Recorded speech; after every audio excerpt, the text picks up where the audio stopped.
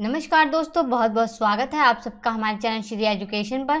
तो फ्रेंड्स, मेरा नाम बेबी है। तो जैसा कि आप सब जानते हैं कि आरआरबी एनटीपीसी का एग्ज़ाम आने वाला है, तो उसी की तैयारी आपको इस चैनल पर करवाई जा रही है। इस वीडियो में आपको सामान्य ज्ञान से रिलेटेड मोस्ट इंपॉर्टेंट क्वेश्चन देखने को मिलेंगे जो कि आपके आने वाले एग्ज़ाम में पूछे जा सकते हैं। इस वीडियो को शुरू से लेकर लास्ट तक ज़रूर देखिएगा, बिल्कुल भी मिस मत करिएगा इस वीडियो को। ये वीडियो आपके लिए बहुत ही ज़्यादा हेल्पफुल होगा। तो चलिए शुरू करते हैं। शुरू करने से पहले मैं आपको बता दूं, इस वीडियो में आपको 25 क्वेश्चन देखने को मिलेंगे। हर क्वेश्चन में 4 ऑप्शन दिए गए हैं और आपको अपना जवाब कमेंट करने के लिए 10 सेकंड का समय दिया जाएगा। इस 10 सेकंड के अंदर आपको अपना जवाब हमें कमेंट करके बताना है। और वीडियो के लास्ट में आपको 5 क्वेश्चन टेस्ट के रूप में दिए जाएंगे, जिसका आंसर आपको हमें कमेंट बॉक्स में कमेंट करके बताना है। तो चलिए शुरू करते हैं। आज का हमारा पहला क्वेश्चन है, लोकसभा में अधिकतम कितने सदस्य होते हैं जो राज्यों के निर्वाचित क्षेत्रों से प्रत्यक्ष चुनाव के द्वारा चुने जाते हैं। 10 सेकंड का आपके पास समय है। आपको बताना है कि लोकसभा के कितने सदस्य राज्यों से निर्वाचित होकर आते हैं। तो इसका राइट आंसर है ऑप्शन डी, 530। लोकसभा के 530 सदस्य जो हैं ये राज्यों से निर्वाचित होकर आते हैं। ठीक है, देखिए वर्तमान में लोकसभा में कुल कितने सदस्य हैं? 545। वर्तमान में लोकसभा के सदस्यों की संख्या 545 है, जिसमें से 530 सदस्य तो राज्यों से चुनकर आते हैं। बच्चे कितने? 15। इन 15 सदस्यों में से 2 सदस्य तो राष्ट्रपति मनोनीत करते हैं, जो कि आंग्ल भारतीय समुदाय के होते हैं। बच्चे कितने? 13। ये जो 13 सदस्य हैं ये कहाँ से निर्वाचित होकर आते हैं? तो ये 13 सदस्य केंद्र शासित प्रदेशों से निर्वाचित होकर आते हैं। ठीक है, और यहाँ पे आपको लोकसभा से बहुत ही सारे क्वेश्चन निकल के आते हैं। मैं आपको बताती हूँ। जैसे एक क्वेश्चन तो यही पूछ लिया जाता है कि लोकसभा में एससी और एसटी के लिए कितनी सीटें आरक्षित हैं। तो लोकसभा में एससी और एसटी के लिए कुल 131 सीटें आरक्षित हैं, जिसमें एससी के लिए 84 सीटें हैं और एसटी के लिए 47 सीटें हैं। ठीक है, और आपको मालूम है कि वर्तमान में कौन सी लोकसभा चल रही है? तो 17वीं लोकसभा चल रही है। अब आपको 17वीं लोकसभा के बारे में मालूम होना चाहिए। 3-4 क्वेश्चन है जो मैं आपको बता रही हूँ। जैसे एक तो यही क्वेश्चन पूछ लिया जाता है कि 17वीं लोकसभा के प्रोटेम स्पीकर कौन थे? तो वीरेंद्र कुमार 17वीं लोकसभा के प्रोटेम स्पीकर थे। अगर आपसे ये पूछा जाए कि 17वीं लोकसभा के अध्यक्ष कौन हैं, तो 17वीं लोकसभा के अध्यक्ष ओम बिरला हैं। और एक क्वेश्चन ये बनता है कि 17वीं लोकसभा के वर्तमान में महासचिव कौन है? तो स्नेहलता श्रीवास्तव वर्तमान में 17वीं लोकसभा के महासचिव हैं। ठीक है, और एक क्वेश्चन ये भी पूछा जाता है कि लोकसभा के पहले अध्यक्ष कौन थे? तो लोकसभा के पहले अध्यक्ष गणेश वासुदेव मावलंकर थे। ठीक है, अगर ये पूछा है कि लोकसभा की पहली महिला अध्यक्ष कौन थी, तो मीरा कुमार। मीरा कुमार लोकसभा की पहली महिला अध्यक्ष थी। तो इतनी इंपॉर्टेंट बातें थी इस क्वेश्चन के बारे में। अगला क्वेश्चन है, आरबीआई के द्वारा अब तक मुद्रित नोटों में उच्चतम मूल्य का नोट कौन सा है? 10 सेकंड का आपके पास समय है। आपको बताना है कि आरबीआई के द्वारा अब तक सबसे हाई करेंसी कौन सी छापी गई है। तो इसका राइट आंसर है ऑप्शन बी, 10,000 रुपये का। 10,000 रुपये का जो नोट है ये आरबीआई के द्वारा अब तक की सबसे हाई करेंसी के रूप में छापा गया है। और कब छापा गया था 10,000 रुपये का नोट? तो 1938 में छापा गया था। ठीक है, अब यहाँ पे आपको आरबीआई के बारे में मालूम होना चाहिए। आरबीआई की फुल फॉर्म क्या है? Reserve bank of India. और आरबीआई का मुख्यालय क्या है? मुंबई में है, महाराष्ट्र में।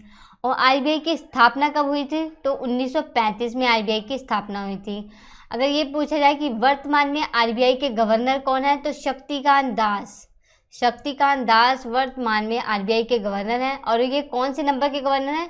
25वें गवर्नर हैं ये आरबीआई के। ठीक है, तो इतनी इंपॉर्टेंट बातें थी इस क्वेश्चन के बारे में। अगला क्वेश्चन देखते हैं, अलमाटी बांध किस नदी पर बनी एक जल विद्युत परियोजना है?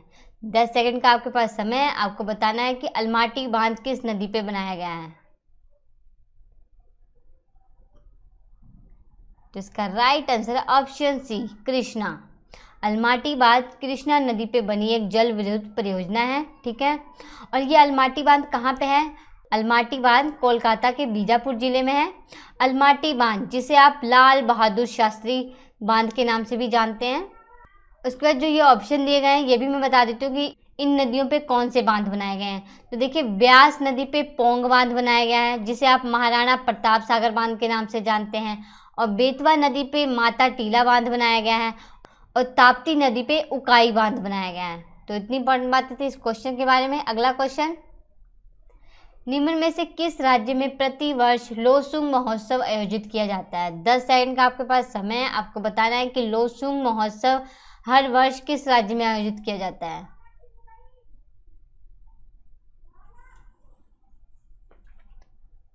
तो इसका राइट आंसर है ऑप्शन सी, सिक्किम में। लोसुंग महोत्सव हर साल सिक्किम में आयोजित किया जाता है।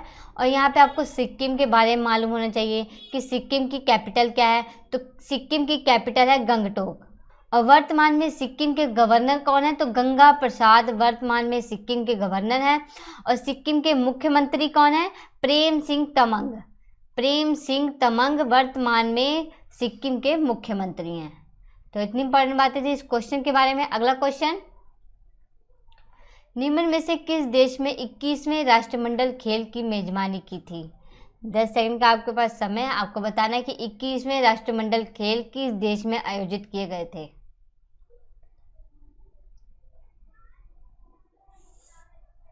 तो इसका राइट आंसर है ऑप्शन ए, ऑस्ट्रेलिया में। 21वें राष्ट्रमंडल खेल ऑस्ट्रेलिया में आयोजित किए गए थे। ऑस्ट्रेलिया में कहाँ आयोजित किए गए थे? तो गोल्ड कोस्ट में आयोजित किए गए थे। और 21वें राष्ट्रमंडल खेल कब आयोजित किए गए थे? तो 2018 में आयोजित किए गए थे। ठीक है। और एक क्वेश्चन ये पूछ लिया जाता है कि 21वें राष्ट्रमंडल खेल का शुभांकर क्या था? तो 21वें राष्ट्रमंडल खेल का शुभांकर बोरोबी था। बोरोबी 21वें राष्ट्रमंडल खेल का शुभांकर था। अब एक क्वेश्चन ये बनता है कि 21वें राष्ट्रमंडल खेल जब आयोजित किए गए थे तो उस समय कौन सी टीम पहले नंबर पे थी? तो ऑस्ट्रेलिया जो है ये पहले स्थान पे था, 198 पदक के साथ ऑस्ट्रेलिया पहले स्थान पे था। इंग्लैंड 136 पदक के साथ दूसरे स्थान पे था। और हमारा भारत 66 पदक के साथ तीसरे स्थान पे था। उसके बाद यहाँ पे आपको राष्ट्रमंडल खेल के बारे में मालूम होना चाहिए। तो देखिए, जो राष्ट्रमंडल खेल हैं ये हर 4 साल बाद आयोजित किए जाते हैं। ठीक है। और एक क्वेश्चन ये बनता है कि राष्ट्रमंडल खेल पहली बार कब और कहाँ आयोजित किए गए थे? तो राष्ट्रमंडल खेल पहली बार 1930 में आयोजित किए गए थे। कहाँ आयोजित किए गए थे? तो कनाडा के हैमिल्टन शहर में आयोजित किए गए थे। और ये भी क्वेश्चन बनता है कि राष्ट्रमंडल खेल भारत में कब आयोजित किए गए थे? तो राष्ट्रमंडल खेल भारत में 2010 में आयोजित किए गए थे। कहाँ आयोजित किए गए थे? तो दिल्ली में आयोजित किए गए थे। और जैसा कि मैंने अभी आपको बताया कि जो राष्ट्रमंडल खेल ये हर 4 साल बाद आयोजित किए जाते हैं। तो अब 2022 में इसका आयोजन कहाँ किया जाएगा? राष्ट्रमंडल खेल का इंग्लैंड के बर्मिंघम में राष्ट्रमंडल खेल का आयोजन किया जाएगा 2022 में। तो इतनी इंपॉर्टेंट बातें थी इस क्वेश्चन के बारे में। अगला क्वेश्चन, भारत के संविधान के अनुसार भारत के उपराष्ट्रपति किन के द्वारा निर्वाचित किए जाते हैं? 10 सेकंड का आपके पास समय है। आपको बताना है कि भारत के राष्ट्रपति किन के द्वारा निर्वाचित किए जाते हैं। तो इसका राइट आंसर है ऑप्शन बी, संसद के दोनों सदनों के निर्वाचित सदस्य के द्वारा। अगर ये क्वेश्चन पूछा जाए कि भारत के उपराष्ट्रपति के चुनाव प्रक्रिया का उल्लेख किस आर्टिकल में किया गया है? तो आर्टिकल 66 में भारत के उपराष्ट्रपति के चुनाव प्रक्रिया का उल्लेख किया गया है। और अब आपके दिमाग में एक क्वेश्चन आ रहा होगा कि भारत के उपराष्ट्रपति के चुनाव में तो दोनों सदनों के जो निर्वाचित सदस्य होते हैं वो हिस्सा लेते हैं, तो भारत के राष्ट्रपति के चुनाव में कौन हिस्सा लेता है? तो भारत के राष्ट्रपति के चुनाव में लोकसभा के जो निर्वाचित सदस्य होते हैं ये हिस्सा लेते हैं, राज्यसभा के निर्वाचित सदस्य हिस्सा लेते हैं, और राज्य की विधानसभा के निर्वाचित सदस्य हिस्सा लेते हैं, और केंद्र शासित प्रदेश दिल्ली, पुदुचेरी और जम्मू कश्मीर की विधानसभा के जो निर्वाचित सदस्य होते हैं ये हिस्सा लेते हैं। ठीक है। लेकिन लोकसभा और राज्यसभा के 14 सदस्यों को छोड़कर, ये 14 सदस्य कौन से होते हैं? जिन्हें राष्ट्रपति मनोनीत करते हैं। देखिए, लोकसभा के 2 सदस्य राष्ट्रपति मनोनीत करते हैं और राज्यसभा के 12 सदस्य।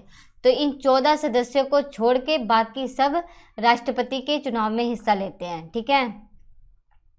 और राष्ट्रपति के चुनाव प्रक्रिया का उल्लेख किस आर्टिकल में किया गया ये पूछा जाए तो आर्टिकल 55 में, आर्टिकल 55 में राष्ट्रपति के चुनाव की प्रक्रिया का उल्लेख किया गया है। और यहाँ पे आपको उपराष्ट्रपति के बारे में मालूम होना चाहिए कि भारत के पहले उपराष्ट्रपति कौन थे। तो भारत के पहले उपराष्ट्रपति डॉक्टर सर्वपल्ली राधाकृष्णन थे। और वर्तमान में भारत के उपराष्ट्रपति कौन है? तो वेंकैया नायडू। वेंकैया नायडू वर्तमान में भारत के उपराष्ट्रपति हैं।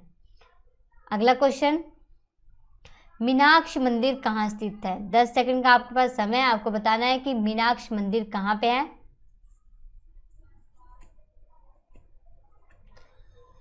तो इसका राइट आंसर है ऑप्शन ए, तमिलनाडु में। मीनाक्षी मंदिर तमिलनाडु के मदुरै में है, ठीक है। और अब यहाँ पे आपको तमिलनाडु के बारे में मालूम होना चाहिए कि इसकी कैपिटल क्या है। तो तमिलनाडु की कैपिटल है चेन्नई। और तमिलनाडु के वर्तमान में गवर्नर कौन है? तो बनवारी लाल पुरोहित वर्तमान में तमिलनाडु के गवर्नर हैं। और चीफ मिनिस्टर यानी कि मुख्यमंत्री कौन है तमिलनाडु के? तो इडापडी के पलानीस्वामी। इडापडी के पलानीस्वामी वर्तमान में तमिलनाडु के मुख्यमंत्री हैं। अगला क्वेश्चन है, क्योटो जलवायु परिवर्तन सम्मेलन कब आयोजित किया गया था? 10 सेकंड का आपके पास समय, आपको बताना है कि क्योटो जलवायु परिवर्तन सम्मेलन कब आयोजित किया गया था। इसका राइट आंसर है ऑप्शन डी, दिसंबर 1997 में। क्योटो जलवायु परिवर्तन सम्मेलन जो है ये दिसंबर 1997 में आयोजित किया गया था। कहाँ आयोजित किया गया था? तो जापान के क्योटो शहर में आयोजित किया गया था। अगला क्वेश्चन, कितने गीगाबाइट में 1 टेराबाइट बनता है? 10 सेकंड का आपके पास समय, आपको बताना है कि कितने गीगाबाइट में 1 टेराबाइट बनता है। तो इसका राइट आंसर है ऑप्शन सी, 1024। 1024 गीगाबाइट में 1 टेराबाइट बनता है, ठीक है। अगर आपसे ये पूछ लिया जाए कि 1 किलोबाइट में कितने बाइट होते हैं, तो 1 किलोबाइट में 1024 बाइट होते हैं।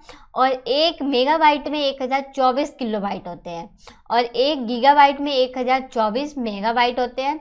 और 1 टेराबाइट में 1024 गीगाबाइट होते हैं, ठीक है। और 1 पेंटाबाइट में 1024 टेराबाइट होते हैं, ठीक है। तो इतनी इंपॉर्टेंट बातें थी इस क्वेश्चन के बारे में। अगला क्वेश्चन, शिक्षा का अधिकार कब एक मौलिक अधिकार बना? 10 सेकंड का आपके पास समय है, आपको बताना है कि शिक्षा के अधिकार को मौलिक अधिकार का दर्जा कब दिया गया।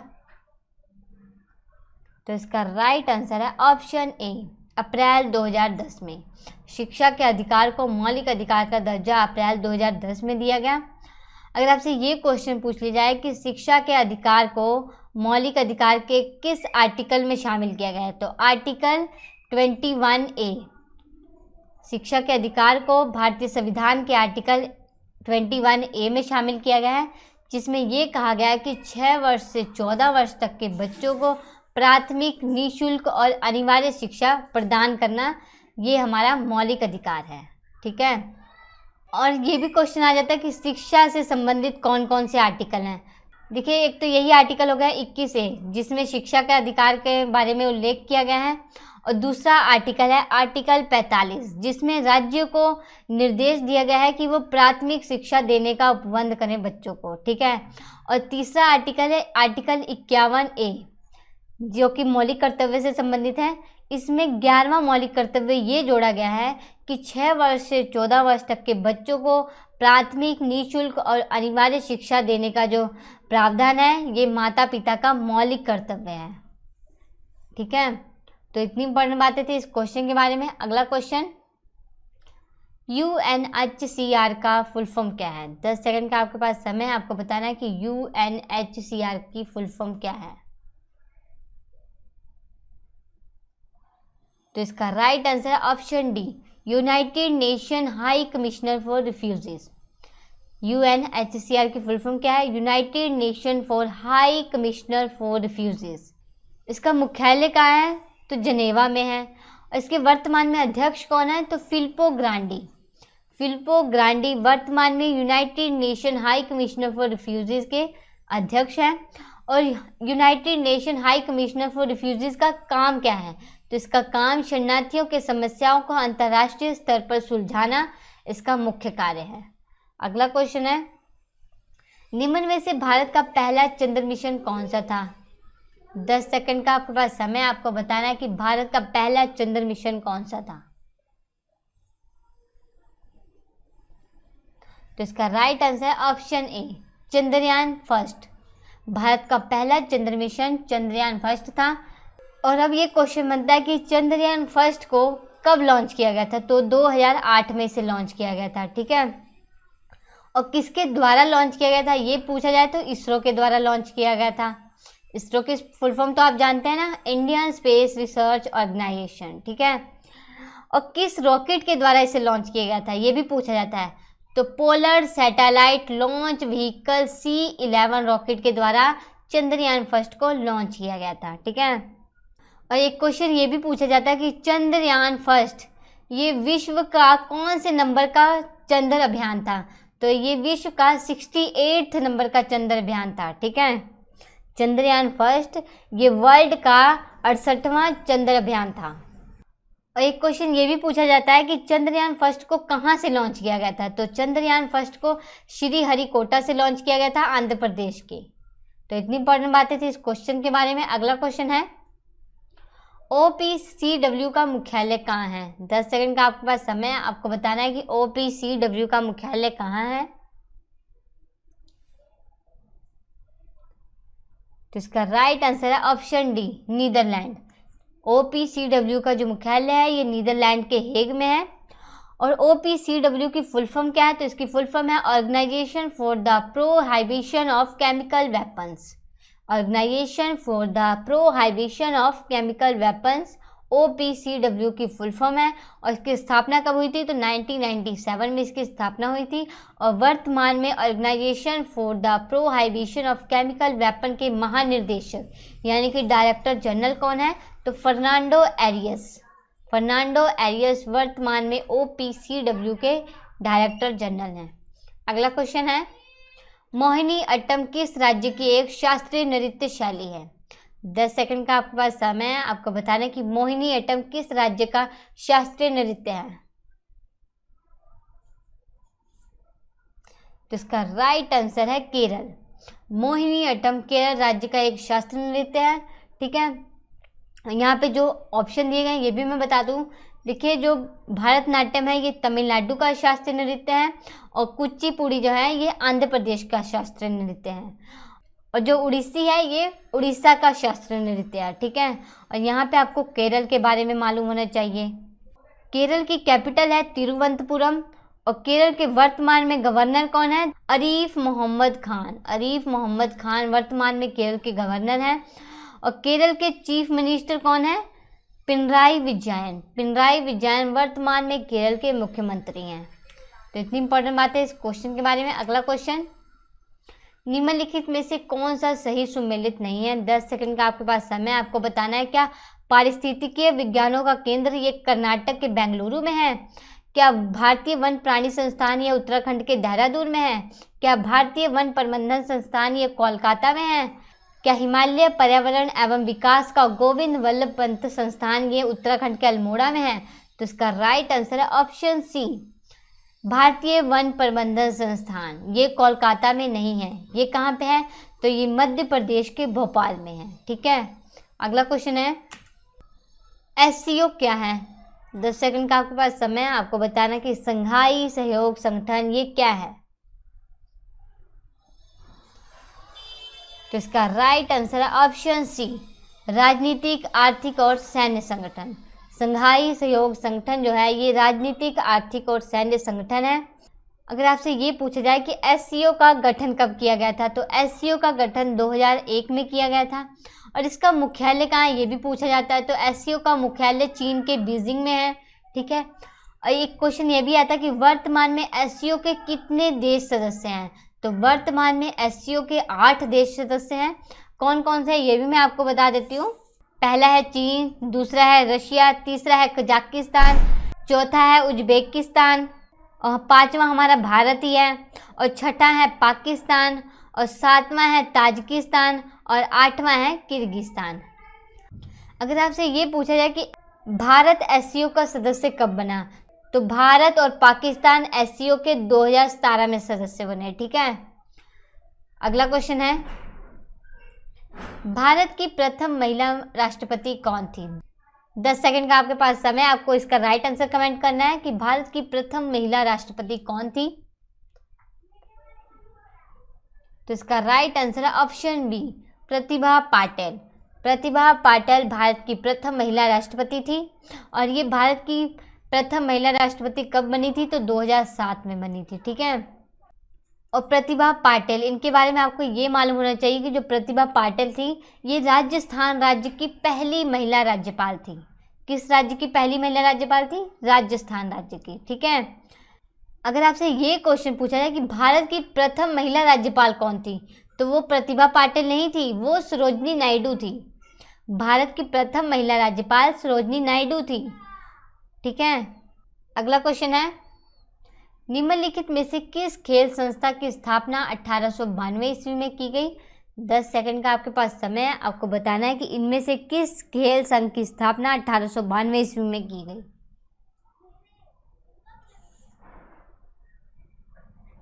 तो इसका राइट आंसर है ऑप्शन डी, भारतीय पोलो संघ। भारतीय पोलो संघ की स्थापना 1892 ईस्वी में की गई। इसका मुख्यालय कहाँ है? तो नई दिल्ली में इसका मुख्यालय है। वर्तमान में भारतीय पोलो संघ के अध्यक्ष कौन है? तो एम नरावने। एम नरावने वर्तमान में भारतीय पोलो संघ के अध्यक्ष हैं, ठीक है। उसके बाद ये जो ऑप्शन दिए गए हैं ये भी मैं आपको बता देती हूँ।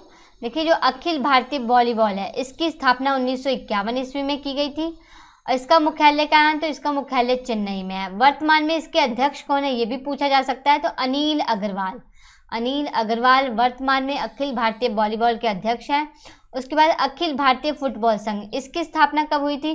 तो इसकी स्थापना 1937 ईस्वी में की गई थी और इसका मुख्यालय कहाँ है? तो इसका मुख्यालय दिल्ली में है। वर्तमान में इसके अध्यक्ष कौन है? तो प्रफुल्ल पाटिल। प्रफुल्ल पाटिल वर्तमान में इसके अध्यक्ष हैं, ठीक है। उसके बाद आगे आपका भारतीय बास्केटबॉल संघ, इसकी स्थापना कब हुई थी? तो इसकी स्थापना 1950 ईस्वी में हुई थी और इसका मुख्यालय कहाँ है? तो इसका मुख्यालय भी दिल्ली में है और इसके अध्यक्ष कौन है? तो के गोविंदराज। के गोविंदराज वर्तमान में भारतीय बास्केटबॉल संघ के अध्यक्ष हैं। अगला क्वेश्चन है, निम्नलिखित युग्मों में से कौन सम्मिलित नहीं है? 10 सेकंड का आपके पास समय है, आपको बताना है क्या कलिंग पुरस्कार विज्ञान की लोकप्रियता से संबंधित है? क्या पुलित्जर पुरस्कार धर्म में प्रगति से संबंधित है? क्या बॉर्लोग पुरस्कार कृषि से संबंधित है? क्या डेविड कोहेन पुरस्कार साहित्य से संबंधित है? तो इसका राइट आंसर है ऑप्शन बी, पुलित्जर पुरस्कार। देखिए, जो पुलित्जर पुरस्कार है ये धर्म में प्रगति से संबंधित नहीं है। देखिए, जो पुलित्जर पुरस्कार है ये पत्रकारिता, साहित्य और संगीत रचना के क्षेत्र में उल्लेखनीय कार्य करने वाले लोगों को प्रदान किया जाता है, ठीक है। और किसके द्वारा प्रदान किया जाता है? तो कोलंबिया विश्वविद्यालय के द्वारा पुलित्जर पुरस्कार प्रदान किया जाता है और इसकी स्थापना कब हुई थी? तो 1917 में पुलित्जर पुरस्कार की स्थापना हुई थी। किसने की थी? तो जोसेफ पुलित्जर ने की थी। तो इतनी इंपॉर्टेंट बातें थी इस क्वेश्चन के बारे में। अगला क्वेश्चन है, विश्व गौरैया दिवस कब मनाया जाता है? 10 सेकंड का आपके पास समय, आपको बताना है कि वर्ल्ड स्पैरो डे कब मनाया जाता है। तो इसका राइट आंसर है ऑप्शन बी, 20 मार्च को। वर्ल्ड स्पैरो डे 20 मार्च को मनाया जाता है। पहली बार ये दिवस कब मनाया गया था ये पूछा जाए तो 2010 में मनाया गया था, ठीक है। और ये दिवस क्यों मनाया जाता है? तो गौरैया के संरक्षण के प्रति जागरूकता फैलाने के उद्देश्य से विश्व गौरैया दिवस हर साल 20 मार्च को मनाया जाता है। अगला क्वेश्चन है, 10वां G20 शिखर सम्मेलन 2015 में आयोजित किया गया था। आपको बताना है कि इसकी थीम क्या थी। इसका राइट आंसर कमेंट करिए।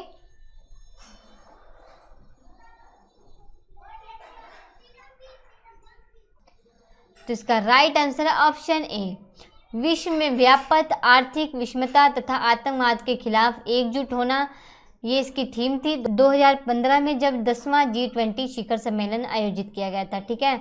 अब आपको ये मालूम होना चाहिए कि 10वां G20 शिखर सम्मेलन कहाँ आयोजित किया गया था? तो तुर्की के अल्तानिया शहर में ये आयोजित किया गया था। और अब आपको मालूम होना चाहिए कि ग्रुप 20 इसकी स्थापना कब हुई थी? तो 1999 में इसकी स्थापना हुई थी। और ये क्या है G20? तो देखिए, जो G20 है ये 20 देशों के वित्त मंत्रियों और सेंट्रल बैंक के गवर्नर्स का एक संगठन है। अगला क्वेश्चन है, निम्न में से कौन सा सही है? 10 सेकंड का आपके पास समय है। देखिए, एक साइड पुस्तकों के नाम दिए गए हैं और एक साइड लेखकों के नाम दिए गए हैं। आपको बताना है कि इसमें से कौन सा सही है। तो इसका राइट आंसर है ऑप्शन सी, न्यू इंडिया। देखिए जो न्यू इंडिया पुस्तक है ना, इसके लेखक एनी बेसेंट है। ये तो आपका राइट आंसर हो गया।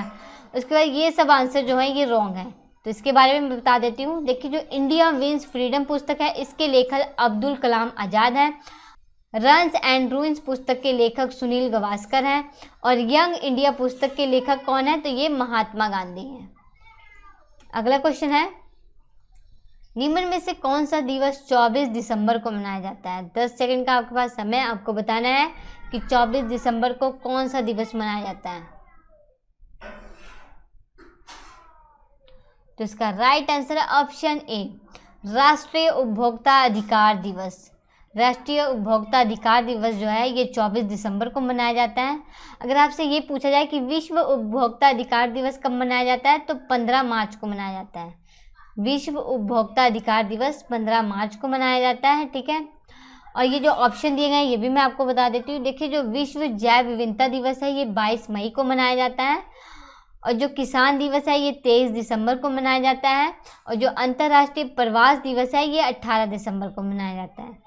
अगला क्वेश्चन है, बीमस्टेक के कितने देश सदस्य हैं? 10 सेकंड का आपके पास समय, इसका राइट आंसर कमेंट करिए।